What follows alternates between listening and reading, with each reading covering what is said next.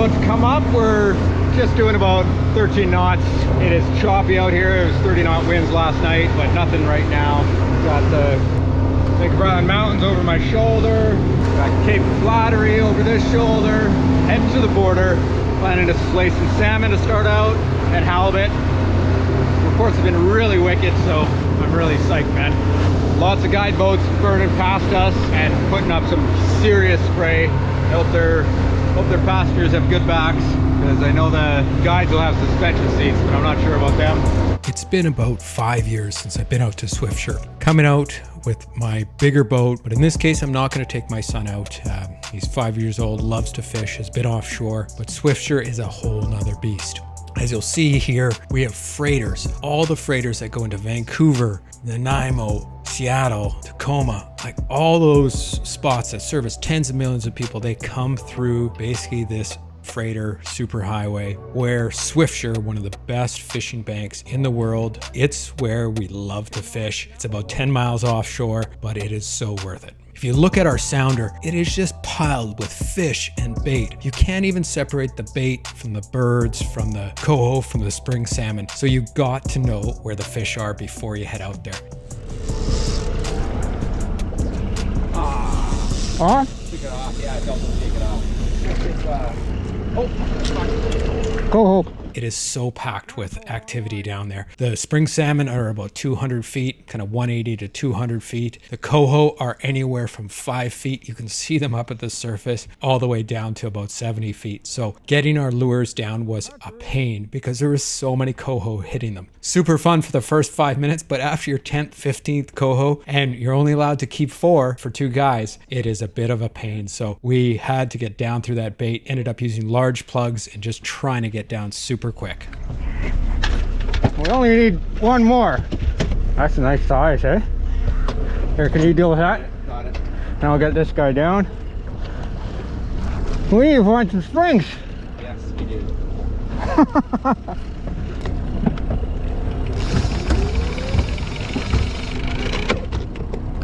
Man, How did this little thing get in the boat? he puked it up. That's what they're feeding on up here, man.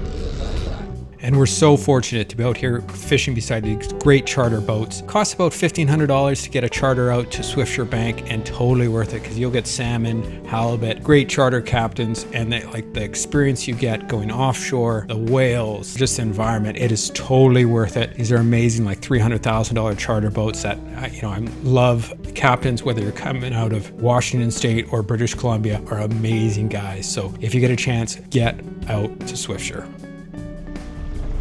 Lift up, up, lift the tip. Yep. Nice fish. There we go, bud.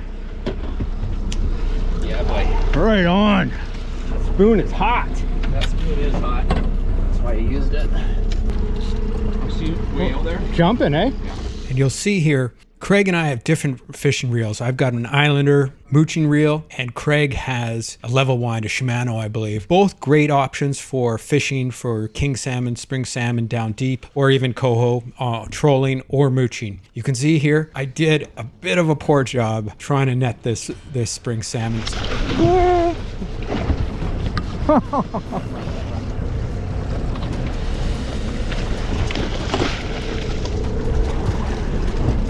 Nice. Nice work. Thank you. Yeah, fish on.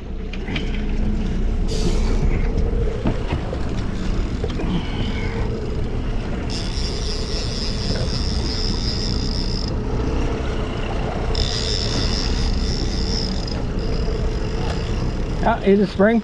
Jumping. Let's get some leader bird. Whoa, we got time, we got time. Yeah. Okay, you want to pull in this? Yeah, nice jump. Do you want anything up? Yeah, pull it all in. Yeah. This is why we're out here, baby. Fishing the border. Oh, he's close now.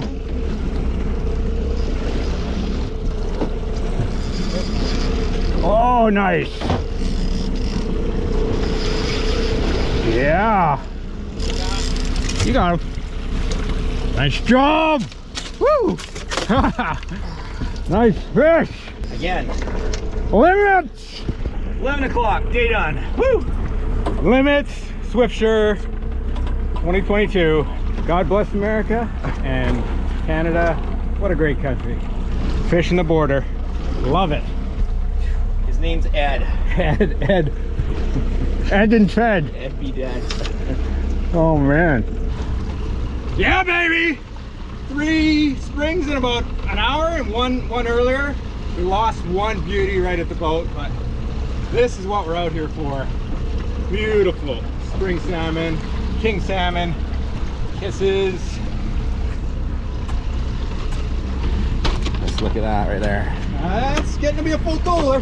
After we were done fishing for our salmon, we moved about 3 miles, got to a spot where I figured there might be some halibut. Yeah. Well, there's fish and chips, right?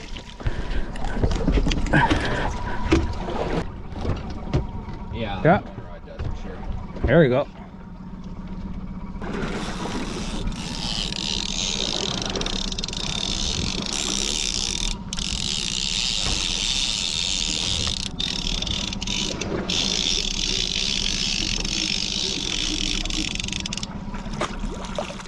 And we got 2 small halibut. And you can see here, I ended up letting one of them go. I had kind of a decision to make. You know, we'd had a good day. We had 3 halibut to the boat, and I could keep this little halibut with chicken or let it go and really try and get a halibut over 90 centimeters. In Canada, you're allowed 2 halibut, 35 inches or under, or you're allowed 1 halibut up to kind of that 55-inch level. So in this case, we let it go, got the bait back down in another spot, and bam, right away had a super strong hit, and I knew right away this had to be a nice fish. Turned out to be a 60-pound halibut. This is going to be over 90 centimeters.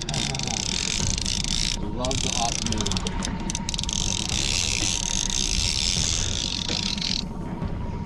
Oh yeah, maybe it will. I don't know if the camera picked that up, but that rod tip's getting sucked deep down.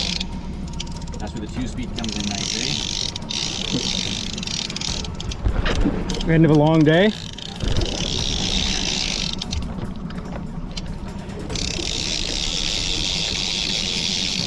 Almost hits the water every time, eh? Take a nice bend.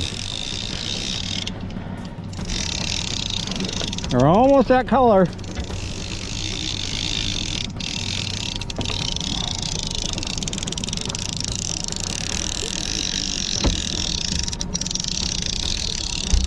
You take over here? Yeah. Keep steady pressure on.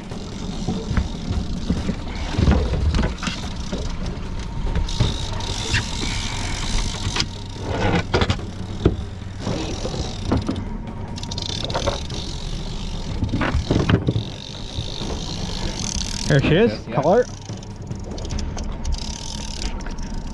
Okay, so here, oh, we're gonna have to measure that. Shit. Okay, we're gonna measure 133. Yeah, I think it's under. So we targeted that halibut was over 90 centimeters, so also less than 133 centimeters, so less than 53 inches. And the reason is because halibut, as they get bigger, kind of in that 45, 55 inch range, they change sex from male to female. So the bigger halibut are female. So we want to let them breed, make sure there's lots of halibut in the ocean. And that is the reason we let the large one go. But this one was just kind of in that sweet spot, just in that kind of 42-inch range. And man, so happy with it. Hundreds and hundreds of dollars of amazing halibut meat, halibut burgers, fish and chips, everything to make for the family. I'm so thrilled. I got 8 people in my household, tons of family that I like to give fresh fish to. So we were just thrilled with this. I think putting a mark on that harpoon at home today might be a good plan. August 2022. Look at that. Olympic Mountains looking beautiful.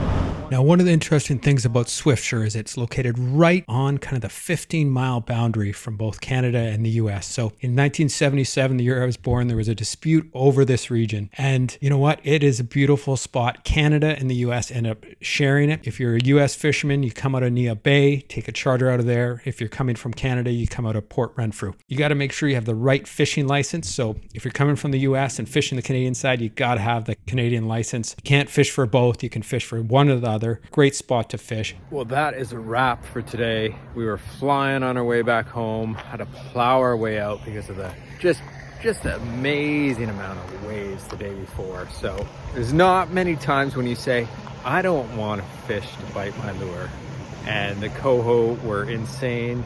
We must have let go about 20 coho. The springs were beautiful size. They're gonna be perfect for smoking. And that halibut was just like the icing on the cake. Limits for both Craig and I. Meeting Craig, you know, bit of a fan. He's been watching my videos. It was awesome getting an EMT out who sold his boat. Doesn't have a boat and just wanted some stoke, and man, he performed well. Going offshore like that, handling a 60+ pound halibut. What a guy. That's a wrap for today. Thank you guys so much. Get out there, do some fishing. Yeah, just enjoy this summer. What we came for, buddy. Woo!